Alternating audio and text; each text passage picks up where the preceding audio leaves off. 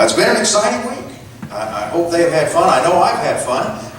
It's been a very exciting week, and we've been exploring the deepest, darkest caves at Cave Quest, and that's always a fun adventure. I don't know if all of you have been in caves before. I've had the opportunity to be in some caves. I will tell you, I don't recommend the lava tube outside of Flagstaff. It should have been a hint to me. The National Guard was in their training for Afghanistan, not the place for beginners like me. But anyway, hope you've enjoyed that and encourage exploring that. But we've also really what we've been learning about is Jesus.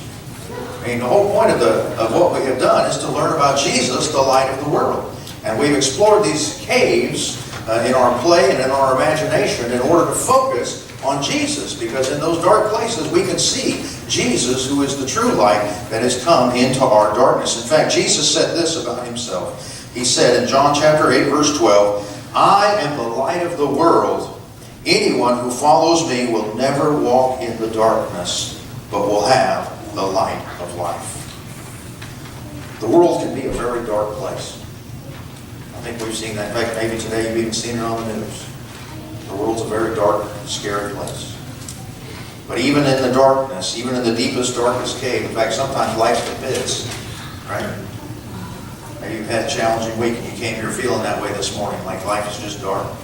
But I'm going to tell you, even in the darkness, Jesus, the light of the world, is there.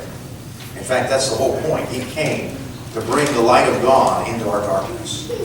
And that we can be excited about. And he said that we could follow him, that if we would follow him, we would not have to walk in the darkness. We can enjoy his light. We can walk in his light even here on this earth. We can enjoy his fellowship. And that is what he came, and his light brings us life. That is the heart of the lesson we've worked on all this week. We've worked on learning that we can follow Jesus and experience his light in our life. Now this is important for all of us, those of us who are young, and maybe those of us who are not so young. Yes, thank you. But it's an important lesson. We need the light of Jesus to be in us. We need his light so we can see where we're going. So we can see in life and enjoy it. Paul was a person who was lost in darkness at one time. If you read out his life, he started off with the name Saul. And he was against Jesus and against the church. And he was lost in darkness. And he wrote a lot of what we would call the New Testament today. And he explained how people are often lost in darkness. He explained it this way in his book to the Corinthians. This is 2 Corinthians chapter 4, beginning in verse 3. He said, "But if our gospel is veiled, it is veiled to those who are perishing. In their case, the God of this age has blinded the minds of unbelievers so they cannot see the light of the gospel of the glory of Christ, who is the image of God. For we are not proclaiming ourselves, but Jesus, Christ as Lord, and ourselves as your slaves because of Jesus. For God, who said, 'Let light shine out of the darkness,' has shone in our hearts to give that light of the knowledge of God's glory in the face of Jesus Christ." See, the world we live in, it's a dark place. But Jesus came to be our light, to be the light of God, lighting up the world for us, even in the midst of our darkness. And he came to set us free from that darkness. But unfortunately, many people don't see that light because they've been blinded. They've been blinded to God's light. Their eyes are covered. Paul describes that as with a veil, so that they cannot see God's light.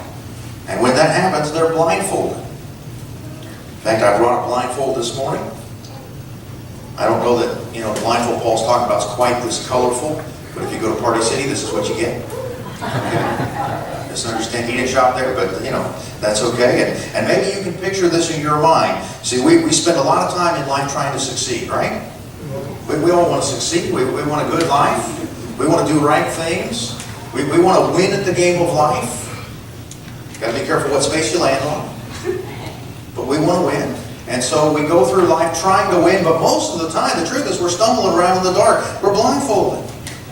We can't quite figure out how to make it, how to make ends meet. And we're trying to hit the target, but we're just not quite hitting it.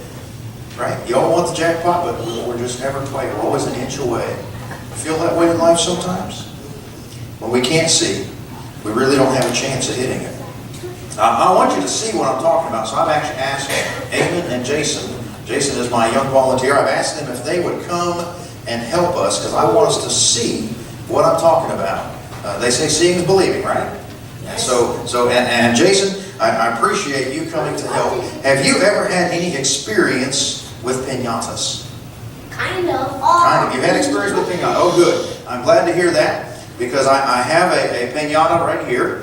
Eamon, actually, if you would hold this, please. If you would hold this. Thank you. And I do have a piñata stick. Have you ever used one of these before? Now the way this works. Okay, see, he's experienced. He's experienced. The way this works is you're supposed to hit the piñata, okay? But before, Now, you're going to have to stand a little closer with that piñata. Now, first, though, what we have to do is we do have to put this blindfold on you, okay? That's an important detail. We've got to have the blindfold on. Can't see it. You can't see anything? Huh? Are you sure? Now, just a moment here. We got to make sure. We got to make sure. You got to spin you around a couple times. That's in the rules, I think. All right. Right there. Now. What we're going to do, the way this works, is you're supposed to try, let me step out of the way first. You're supposed to try and hit the piñata. I'm behind you.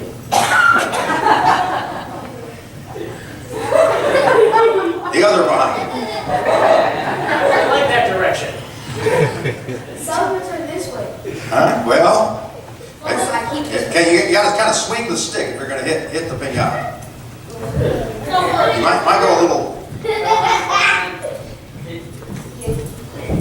It's a very noisy piñata. You can hear its steps. You know what I'm saying? Go for it! How's that? Is he right here? Yeah. There you hit it.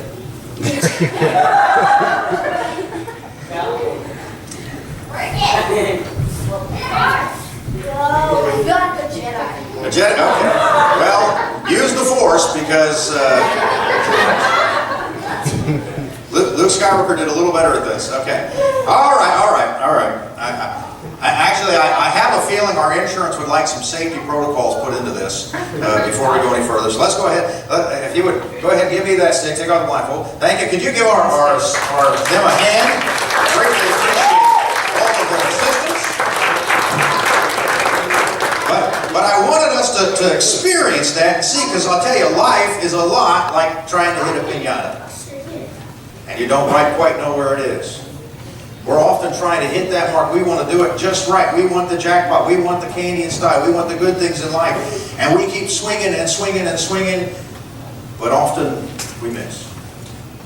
That's the way life is when we're going through life blindfolded. When we go through life in the dark. And when people live their life in the dark without the light of Christ, the truth is we just never quite get it. But that's what we want to do. And Jesus came. He came. The light of the world came into our darkness so we could see. We didn't have to keep the blinders on. He came to take those blindfolds off so we could see how to live our life, so we could see the light of God, so we could leave the darkness and enter His kingdom of light. That's the whole purpose of what Jesus did. The whole purpose of why He came. And we're going to look in the next few weeks, we're going to look at how we can live out our faith in the real world. See, I'll tell you, you don't have to be afraid of that dark world out there. We can still follow Jesus, and we can let His light shine through us and live that out the way we should. It is possible. And we'll look at that from the Word of God the next few weeks. But until then, let me ask you this question. Have you had your blindfold removed so you can walk in the light of Christ? I appreciate that, yes. I see some hands. That's an important question. See, without Jesus' light, we're in the dark. We need that blindfold removed. We need His light to see what we're doing so we can go forward. Remember what Paul wrote to us in 2 Corinthians chapter 4, verse 3 and 4. But if our gospel is veiled, it is veiled to those who are perishing. In their case, the God of this age has blinded the minds of unbelievers, and they cannot see the light of the gospel of the glory of Christ, who is the image of God. They're blindfolded. So has your blindfold been removed so you can see that light? That's why Jesus came to our world. And John's explained, in fact, it's explained this way in John chapter 12, verse 46. Jesus says this, He says, I have come as the light of the world so that everyone who believes in me would not remain in darkness. God saw how lost we were. He saw us deep down in the caverns, deep down in the pit, deep down in our darkness. He saw us and He loved us. Don't ever think you're too far gone or that the world's too dark or your life's too messed up. I'm going to tell you, God loves you. How do I know that? Because He sent Jesus. He loves you no matter what's happened to you, no matter where you've been, no matter how many times you messed up. He loves you. And He wants you. And that's why He sent Jesus into this world to be the light and lead us out of that darkness. Have you made that journey? Have you made that journey out of the darkness?